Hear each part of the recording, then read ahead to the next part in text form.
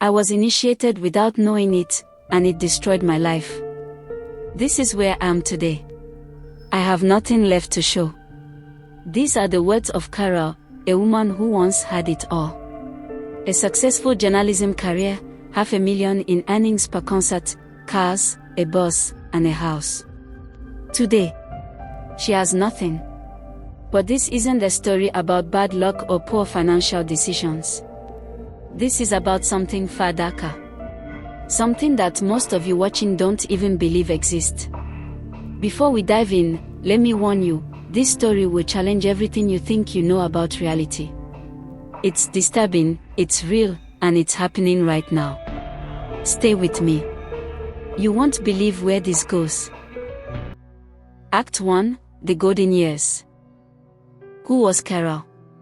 My name is Caroline Onuziki, known as Carol, or CNN by my colleagues and fans.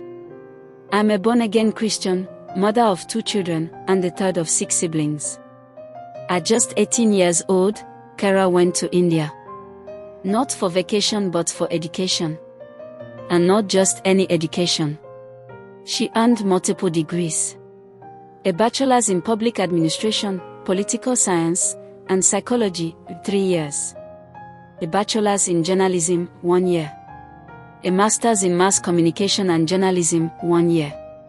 All before she was even in her mid-20s. But India wasn't just about academics. It was about a lifestyle that would plant the first seeds of her destruction. Life in India, the first warning signs. We partied all the time, 24/7. Beach parties that lasted 3 days without interruption. India exposed Carol to a completely different world. A world where spirituality and darkness often blur together. India is very different, sometimes strange. Many say India is the center of the devil because of their worship practices. They worship cows, goats, statues, over 365 gods. Young and naive, Carol followed her Indian friends to their places of worship, not understanding what she was doing. She was participating in rituals she didn't comprehend, opening doors she didn't know existed. The accident that changed everything. Just before returning home, tragedy struck. I had a serious accident. My leg and back were broken, but I didn't realize how serious it was. The doctors delivered devastating news: she would never walk again. Never have children. Never dance. For a young woman in her prime, this was a death sentence. But Carol's mother refused to give up.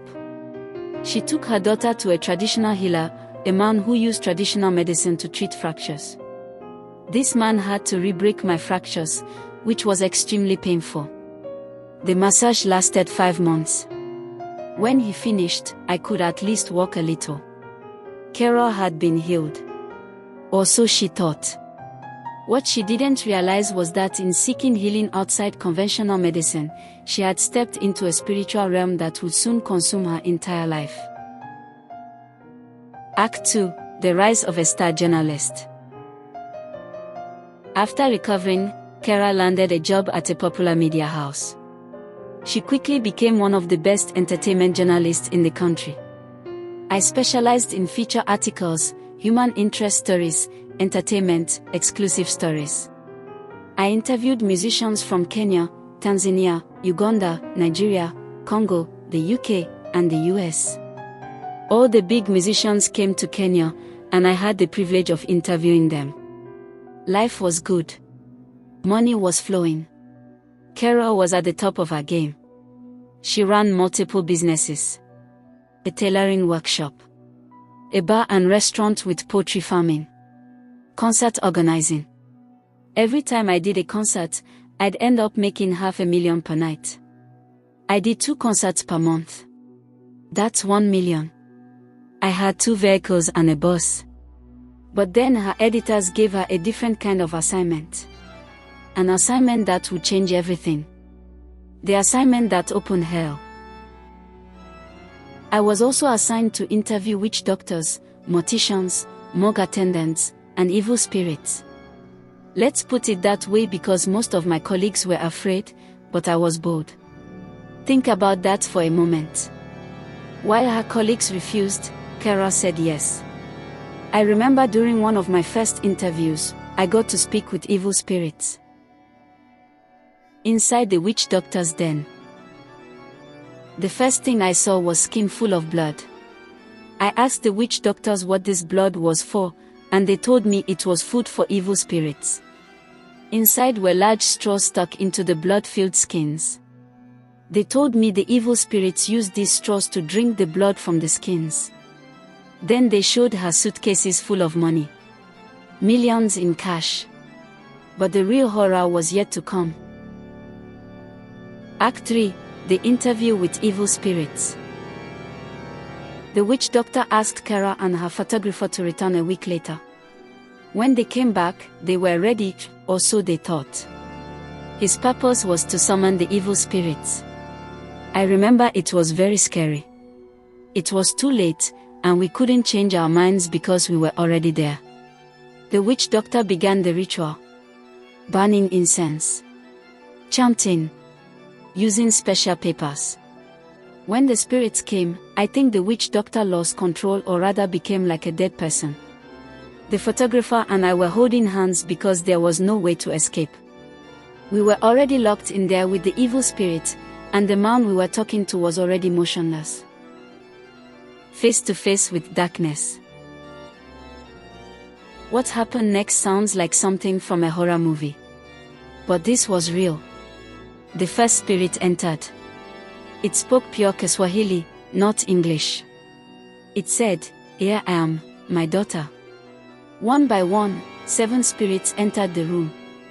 When the 5th one entered, I lost my memory. Then the 6th and 7th were able to restore my memory. These are evil spirits. They can do anything. When Kara gathered the courage to ask them their purpose, their answer chilled her to the bone. They quoted a Bible verse that says, "To kill, steal, and destroy." The spirits revealed their secrets. The spirits explained where they came from. They told me they lived in the oceans, the Indian Ocean, Pacific Ocean, Atlantic Ocean, Arctic Ocean. When they were summoned, they had to come here, drink the blood from the skins, then travel to different countries. And here's where it gets truly bizarre. They explained that humans often take more than 10 hours by plane to go somewhere, like India, which takes 7 hours. But they only take 5 minutes to fly to any country they are assigned to after drinking the blood and making a sacrifice. This is why sometimes someone disappears abroad for 10 years and comes back as if nothing happened. They told me it's their mission to do this regularly. The warning. Before leaving, the spirits gave Kara a chilling warning. They warned me not to write anything negative about them, or they would come for me. I promised I would never do that. The photographer's tragic discovery. Remember the photographer who was with Kara? He took pictures of the spirits. What we saw in the photos looked like bones, skeletons. It was hard to understand. But then something impossible happened. When we left, the photos disappeared from the camera. Shock for me, shock for my colleague. We didn't know what to say to the company because the photos were their skeletons, then they disappeared. Act 4, the consequences begin. After that, I developed complications, severe health issues. I had terrible headaches. I wasn't well at all. I was sick, seriously sick, and my colleague too.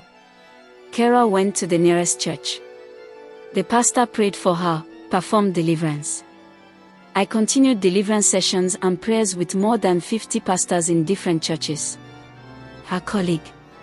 He refused to go to church or seek prayer. The witch doctor's message. 6 months later, something terrifying happened. One day while walking in town, someone tapped me on the back. When I turned around, it was a witch doctor. He told me the evil spirits were very pleased. The article Kara wrote had sold thousands of copies. The spirits were happy. They thought she would sell them, meaning expose them negatively, but she hadn't. After the witch doctor tapped me on the back, I had to go for appropriate deliverance sessions again. My colleague refused. The photographer's death. 6 months later, he died. I remember he fell ill and died. Think about that. The photographer who refused spiritual help died within a year of the interview. As for me, I think I'm alive by the grace of God. The haunting begins. After that, even when I got home, I could barely sleep because I heard things moving in my yard, in my house, in my room. Things were moving, strange noises. I didn't understand. I would go pray, but still, things weren't going very well for me. Kara had opened a door. And what came through that door would systematically destroy her life. Act 5, Deeper into Darkness. The second interview. A colleague wanted a rich man. Knowing Kara had connections with witch doctors, she asked for help. I went with her, but this time it was different. The evil spirits had already connected me to their realm. When I went for my second encounter, the evil spirits said they knew me well, that I'd had an encounter with them. Her friend got what she wanted, a potion to put in a rich man's food and drink. They dated for a while. But I don't know. She just disappeared. I didn't know where she went. We lost contact. The morgue interviews. But Kara's editors had more dark assignments for her. I was also assigned to interview morticians in one of the big hospitals. When I got there, they locked me in with the dead. I remember for about an hour, I was traumatized. She watched as they demonstrated embalming procedures on the bodies of a boy and girl who died in a car accident. But the worst was yet to come. The madman at the morgue. At a morgue in Nyanza, Kara met a morgue attendant, not a trained mortician, just a school dropout working with the dead. This man was dancing. He had put on Bengal music and was dancing among the dead. Then he told her something that still haunts her. He told me there was a woman who had refused to have an affair with him. At some point, this woman had an accident and died. She was brought in while her body was still warm. He slept with that woman. Let that sink in. Then he said to me, "Woman, why do you find it pleasant when I could have slept with you when you were alive?" Kara knew she was dealing with a madman. She excused herself to buy phone credit and never went back. The spiritual toll. These experiences were taking a toll. Each interview, each encounter with death and darkness, was pulling Kara deeper into a spiritual realm she didn't understand. She was now known not just in the world of the living, but in the world of the dead. And they were watching her. Act 6, The Marriage to Darkness. Meeting the one. I wasn't lucky when I met a man. At first, I didn't want this man, but I don't know how I ended up being with him. This wasn't just any man. Though Kara didn't know it at the time, he was a witch doctor's assistant. I think my first encounter with evil spirits opened the door for me to bond with this man. I lived with him for more than 10 years. The relationship was toxic from the start. Constant fights, heavy drinking, violence, infidelity. They lost children. At the same time, every time I got pregnant, I ended up losing the baby. I lost 4 children like that. During a deliverance session while pregnant, something horrifying was revealed. During the deliverance, the spirit of spiritual marriage speaking through me said we had 4 children together in the spiritual world. I didn't really understand. The deliverance session itself was violent. The spirit in me that called itself Amos knocked down the 3 remaining pastors. It even injured the leg of the one leading the session. It was very shocking. The truth revealed. Kara stayed with this man for over a decade. He never told her he was a witch doctor's assistant. It was only after I lost everything, my business, my money, my health, that he finally confessed. He told me after I appeared on television to testify. That's when he revealed he was a witch doctor's assistant. That's how I found out. I was in shock.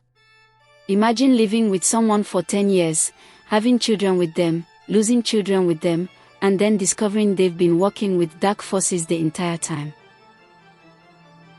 The witch doctor in her home. Before the confession, her husband had brought another witch doctor into their home. I remember he slept in my daughter's room and summoned evil spirits there. So he was in cahoots with my husband, but I didn't know it. They were summoning evil spirits. The witch doctor knew Kara. Of course he did, she was already connected to their realm. Act 7, the final initiation.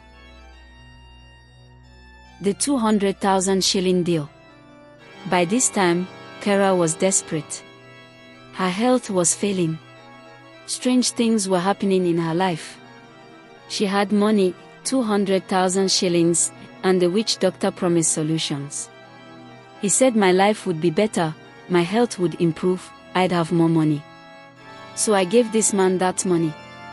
What happened next is almost too horrifying to describe. The concoction from the cemetery. This man prepared a concoction and gave it to me to drink. This concoction was made from corpses, you know, and with bones of the dead. The flesh of the dead too, from the cemetery where they are buried. They mixed all that and made us drink it. People who drank these concoctions died, but I managed to survive. The ritual. The instructions were specific and demonic. I was asked to stand naked in front of a mirror with my eyes closed. I did it because I was following instructions. Then I said to the evil spirits, "Here I am, do as you wish." I think they were connecting. The spirits were connecting without me realizing it. I didn't know what I was doing at that time. I lost my memory. The message written in blood. I was given a white sheet to put under my pillow. In the morning when I woke up, because I had locked my room, there were writings on this sheet in black, written with blood. But here's what's truly chilling. Humans write from left to right. Evil spirits write from right to left. These were strange writings. It was written with blood. And what was written?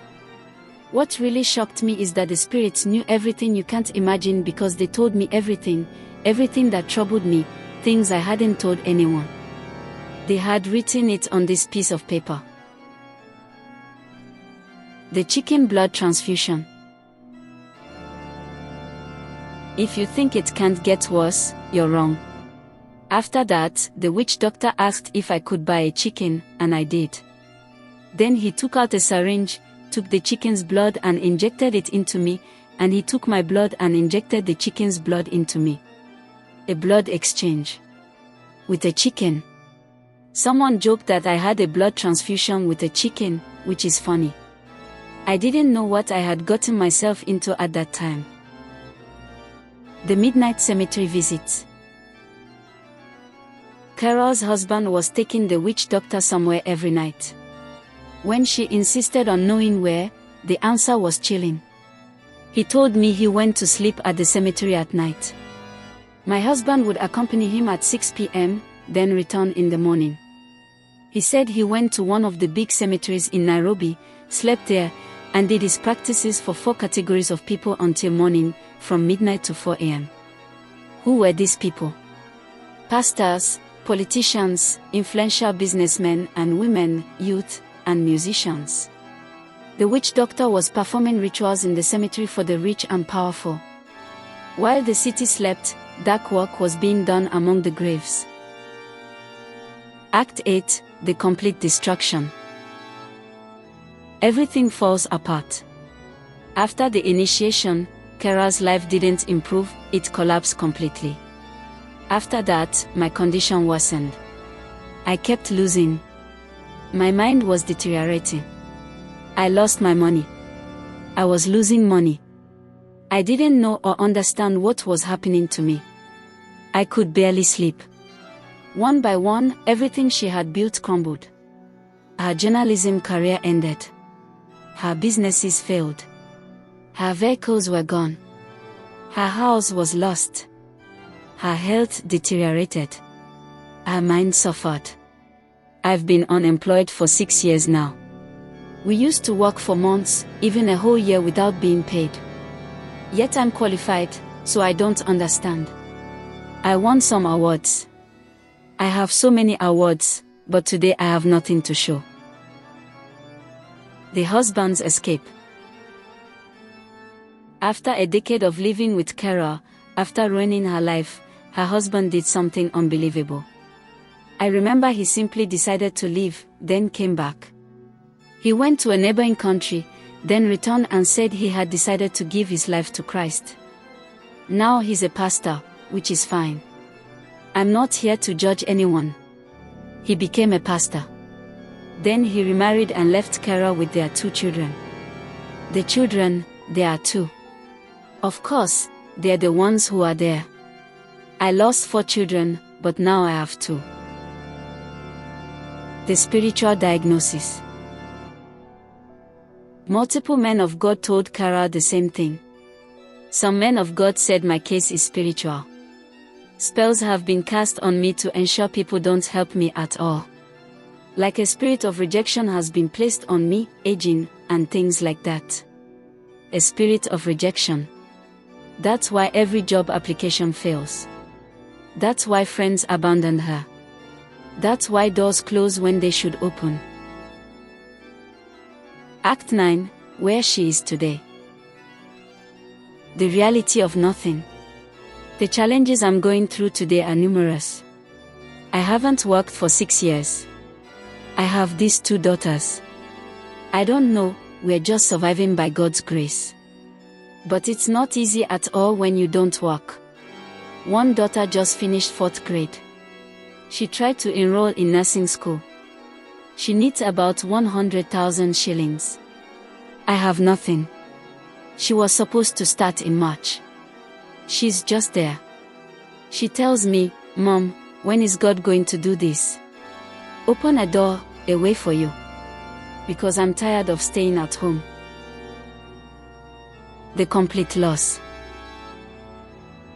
Let's recap what Carol lost. Her successful journalism career.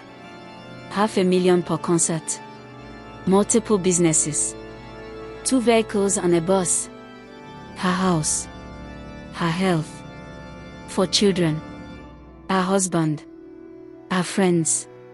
Her reputation. Her future. While I'm talking to you, I have absolutely nothing except God. The friends I had all moved away. You know, when you're in trouble, people distance themselves from you. People feel you're a burden. Living in the aftermath.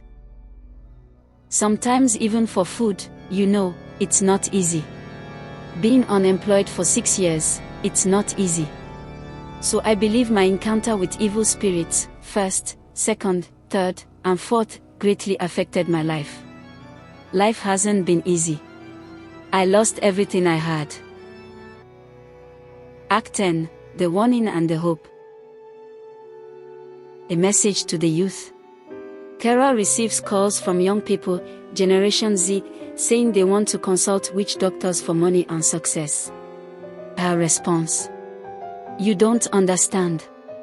It's actually very simple. You're putting yourself in danger. Witch doctors don't come from God. Let's be clear, the devil only comes to steal, kill, and destroy. Yes, they'll give you money, but there will be a price, and often it's your children who will pay, or your parents, or your siblings. You have to be very careful. The truth about quick money. Don't make these decisions lightly just because you want money. Money isn't everything. If you have money but you don't have God, it doesn't last and it destroys your life. Don't run after black magic or witchcraft. It's a waste of time. I'm speaking to you as a journalist, as a mother, and as someone who has dealt with evil spirits and black magic. Our final words. I was initiated without knowing it, and it destroyed my life. That's why I'm where I am today. I have nothing to show. I lost everything, and I had to pay the price. That's why I warn people. If you go see a witch doctor, know that you're opening a door, and behind that door is the worst waiting for you. That's what I'm living right now. The hope that remains.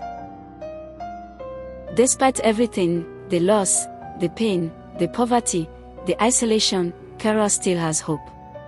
I know our God is a God of restoration. God is a spirit.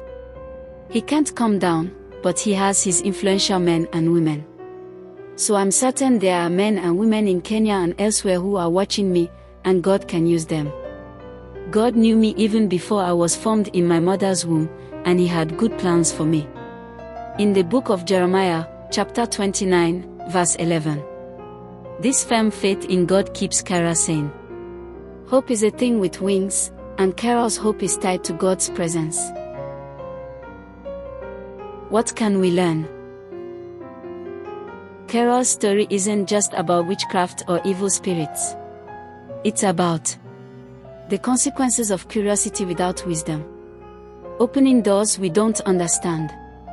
The real spiritual realm that exists beyond what we can see. How one decision can cascade into a lifetime of consequences. The importance of discernment in our careers and relationships. The reality check. Whether you believe in evil spirits or not, Carol's life was destroyed. That's a fact.